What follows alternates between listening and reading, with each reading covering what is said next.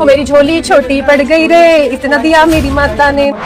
मेरी झोली छोटी पड़ गई रे, इतना दिया मेरी माता ने। मेरी झोली छोटी पड़ गई रे, इतना दिया। बेटी। हाँ माँ जी, क्या हुआ? दे तो दिए मैंने आपको चावल, जाइए ना यहाँ से। बेटी मैं ये कह रही थी, अरे माता जी, आपको इतना भी नहीं पता है, जब कोई अपनी मस्ती में मगन होता है ना तो कभी भी उसे पीछे से आवाज नहीं देते। अभी देखिए मैं कितना अच्छा भजन गा रही थी, आपने मुझे पीछे से आवाज देके डरा दिया। आपको मैंने चावल दे दिया, आप जाइए यहाँ से। बेटी तुम थोड़ी देर चुप हो जाओगी? मैं तुमसे कुछ कहना चाहती हूँ पर तुम सुन ही नहीं रही हो। वो कह अरे रही बस कीजिए माता जी, मैंने आपको भिक्षा दे तो दी, अब आप मुझे आशीर्वाद दे दीजिए और जाइए यहाँ से। बेटी तुम मेरी बात सुन लो, फिर तुम अपनी बोल के चली जाना। मैं तब से तुमसे कुछ कहना चाह रही हूँ पर तुम होगी बोले ही जा रही हो, बोले ही जा रही हो। 2 मिनट मेरी बात सुन लो। अच्छा माता जी, तो अब आप मुझे बताएंगी कि मुझे कितना बोलना चाहिए और कितना नहीं। अरे डब्बा भर के चावल दिए मैंने आपको, और क्या चाहिए आपको मुझसे? आप क्या कहना चाहती है? अच्छा 1 मिनट, एक बात बताओ, तुमने जो मुझे दान दिया है क्या ये सच में मेरे लिए है? ये कैसी बात हुई माता जी? आपकी झोली में मैंने भिक्षा डाली है तो ये आप ही का तो हुआ ना, आपसे वापस थोड़ा ना छीनूंगी मैं। क्या हो गया आपको?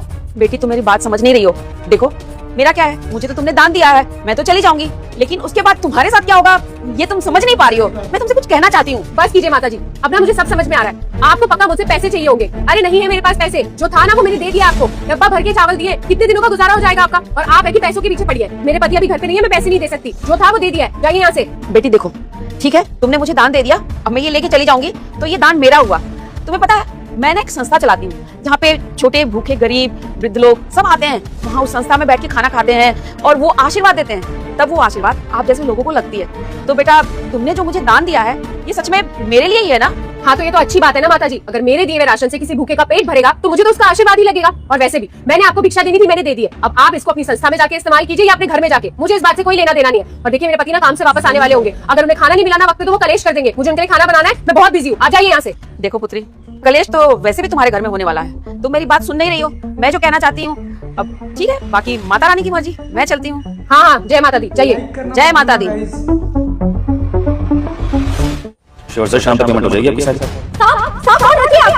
ज्योति, ये क्या बदतमीजी है? तुम मेरे ऑफिस में क्या कर रही हो? तुमने मेरा फोन क्यों कटवा दिया? इंपॉर्टेंट कॉल था।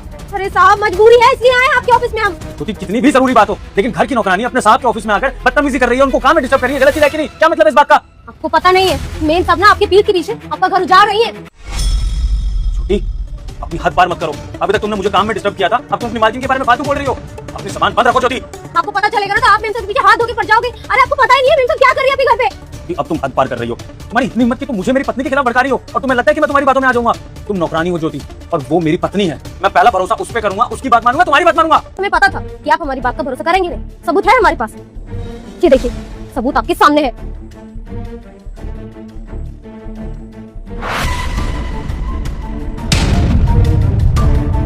दोस्तों वीडियो कैसी लगी कमेंट में जरूर बताना। अच्छी लगे तो लाइक शेयर सब्सक्राइब करना मत भूलिएगा।